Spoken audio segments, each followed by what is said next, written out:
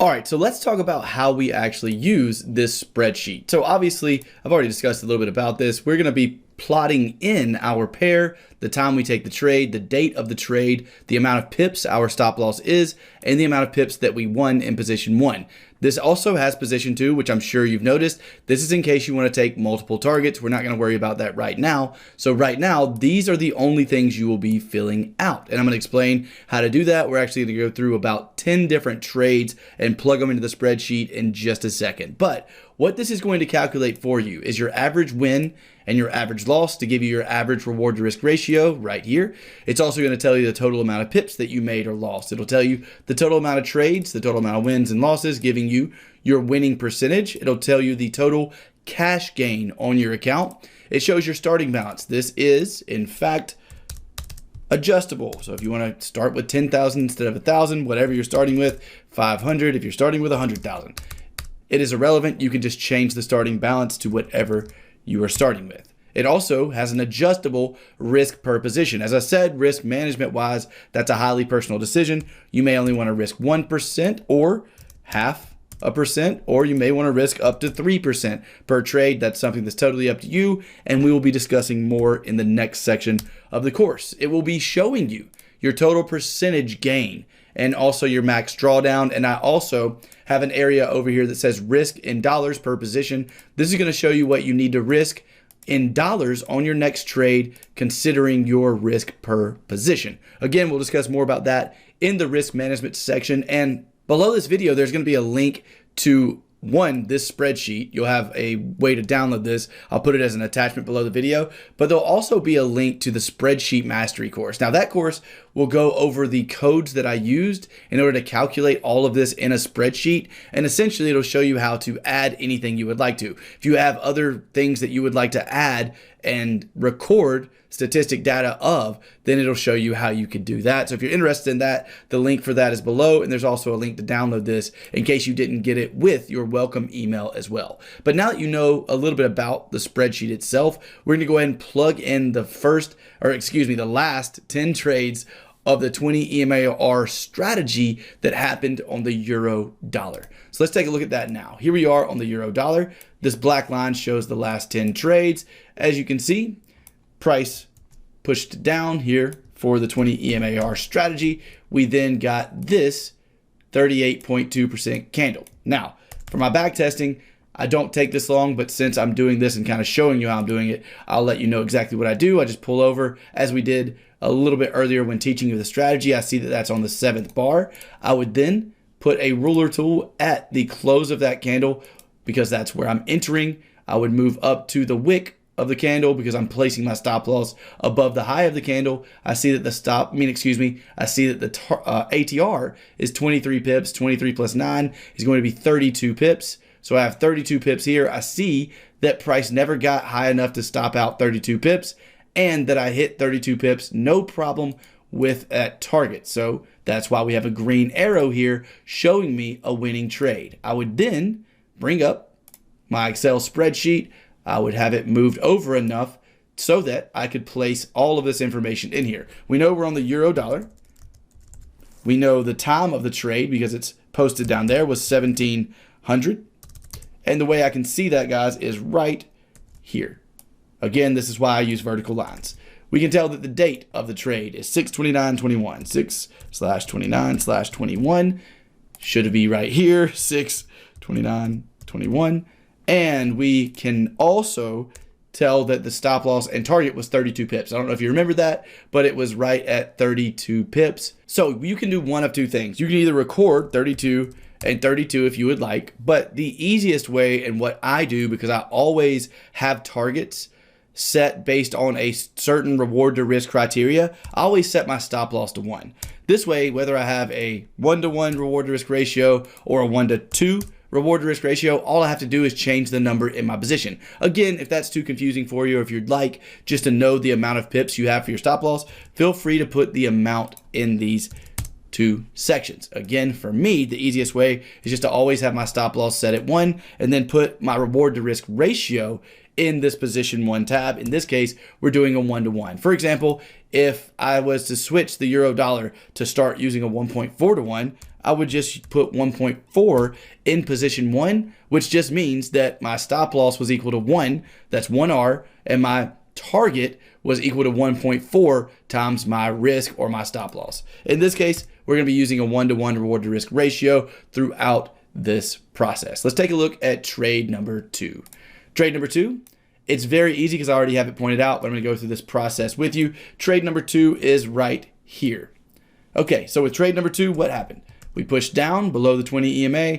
We got within 10 candles. 1, 2, 3, 4, 5, 6, 7, 8, 9. The 10th candle, in fact, is a 38.2% candle. So with that being the case, we have an entry there. What I would do is I would put my ruler tool at the close of that candle because that's where I enter. The ATR is 23 pips up to the high is 30 pips. 30 plus 23 is a 53 pip stop loss. So now I know that that was a loss of 53 pips. Again, we can go to the spreadsheet and I can either go 53 and then negative 53 here in order to type in that loss. The easiest way, again, for me in this situation is just to use ones. We know that this specific trade is on the euro dollar. We can see the time is 17. No, it's not. Yeah, it is again. It's 1700 again. And we can see that the trade was placed on 7/7/21. So there we have the next trade recorded. Let's go ahead and move on. We can actually see the next trade with this orange line.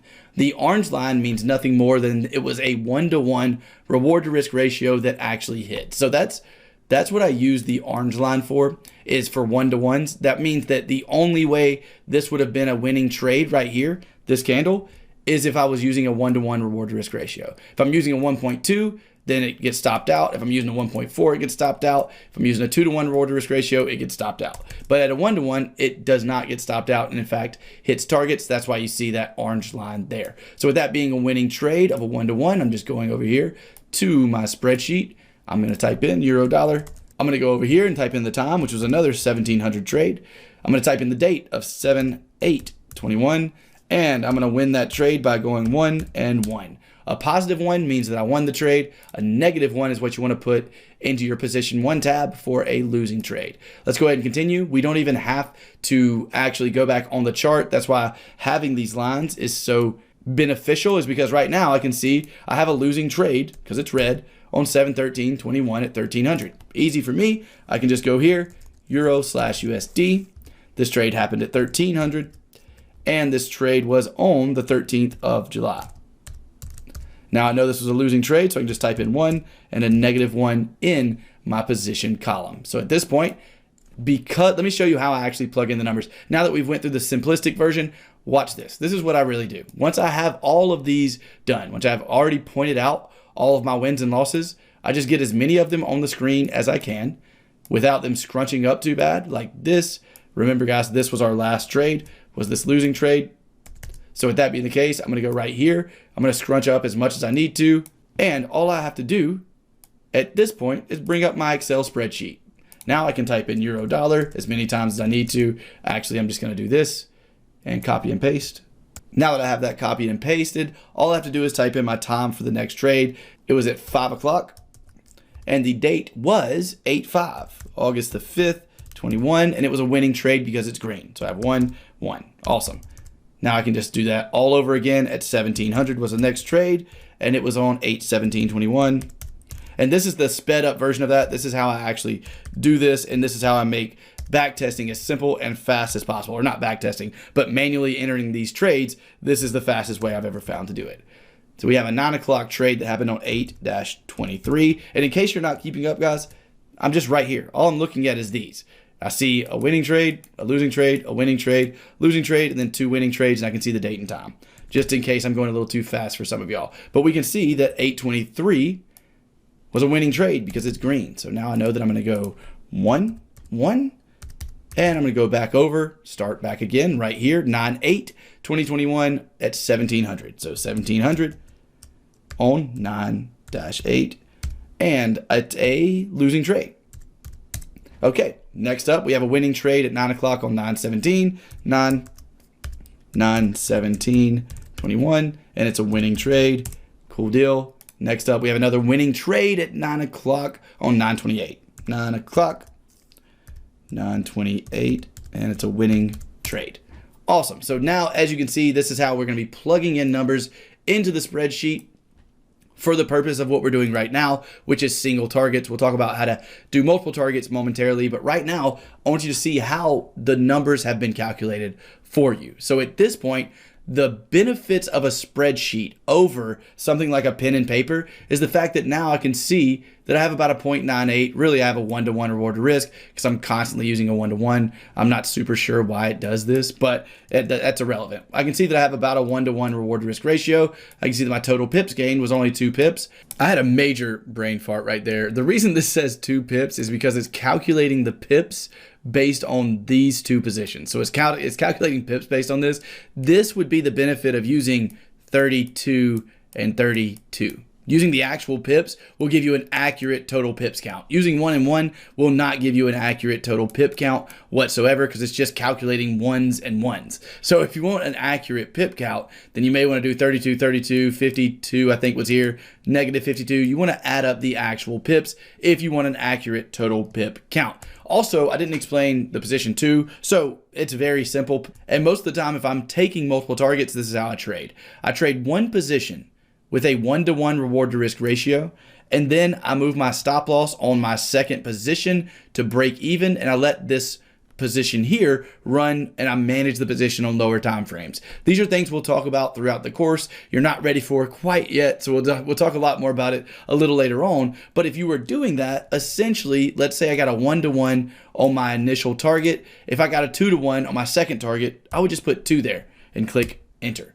And that's all you would really have to do. And the other thing you want to know about in terms of multiple targets is your losses are always going to be -1 and -1, no matter what. Your wins are going to be your initial win and your whatever your reward to risk ratio was on your second position. Now, another thing to keep in mind is we're risking in this spreadsheet 2% per position. So if you have 2 positions, that means you're risking a total of 4%. You have to multiply by this. You have to multiply this by 2 if we have 2 positions. So if you want a 2% risk, you would have to do 1% per position because we're risking 2 positions. But that's not something we're going to go over a lot right now. But with that said, let's get back to the rest of how this spreadsheet calculates things to keep you from having to do math. 10 total trades, 6 wins, 4 losses at a 60% win rate, which made about $400 here on a $10,000 account with a 2% risk. Max drawdown is around 2% with a gain of around 4%. So all of this is calculated for you without you having to do anything. You can immediately tell if a strategy is going to be beneficial for a pair or not after plugging in 100 trades without having to do any math whatsoever on your own because the spreadsheet does all the math for you. Another crazy good benefit of this is the ability to change your starting balance, right? If you only have $1,000, change it to $1,000. And the even cooler benefit is you can change your risk per position. Let's just go crazy here and say you wanted to risk 5% per position. Not suggested whatsoever. Like, do not do this. But what you can see is that risking 5% per position means that now we make a total gain of nearly 9% over the past 10 trades, which is a really cool thing. And if we had a $100,000 account, that's $1 million. If we had a $100,000 account, that would mean that we made $9,000 in just 10 trades. So just some cool things that you can do in the spreadsheet. Again, one of the coolest things is just being able to change your position. If you wanted less of a position size, if you wanted to risk less, you could just move this number to 1% or lower. If you wanted to meet somewhere in between and do 3%, that's all up to you and all easily done here in the spreadsheet. And what this helps out with, your risk per position, being able to change it so much, is figuring out based on actual statistics what you're comfortable risking, what your risk management plan should be. If you type 3% here and you see that after plugging in and optimizing for all of the currency pairs and all the strategies you're going to use, you have way too high of a drawdown compared to what you're comfortable with, then all you have to do is decrease your risk per position down to like 2%. And now you have a smaller drawdown. And if you want less, down to 1%. And if you have way too low of a drawdown and you're comfortable with more and you want a bigger total gain, just go up.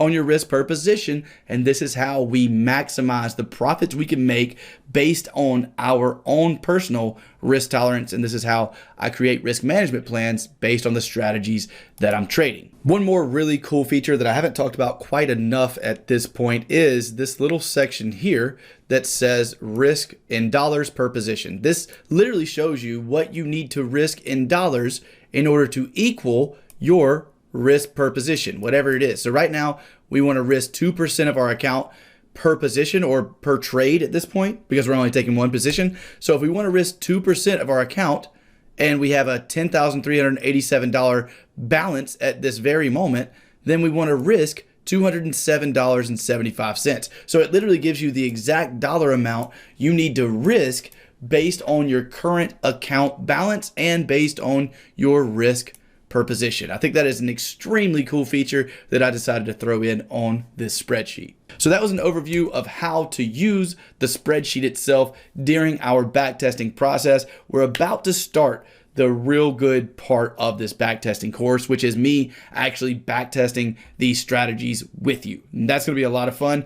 And I'm also going to be showing you the currency pairs that I've already optimized for these two strategies that you must go backtest yourself, but I want to give you a good idea of where you should start your backtesting. So I have 3 currency pairs I trade for both the 20 EMA-R and the 50 EMA-P strategy, and I'm going to give you those so that you can start your backtesting there. I'm also going to show you my backtesting and actual trading results using these two strategies. So some really cool stuff coming up. I'm looking forward to doing it, but first, let's go over how to optimize a trading strategy through backtesting.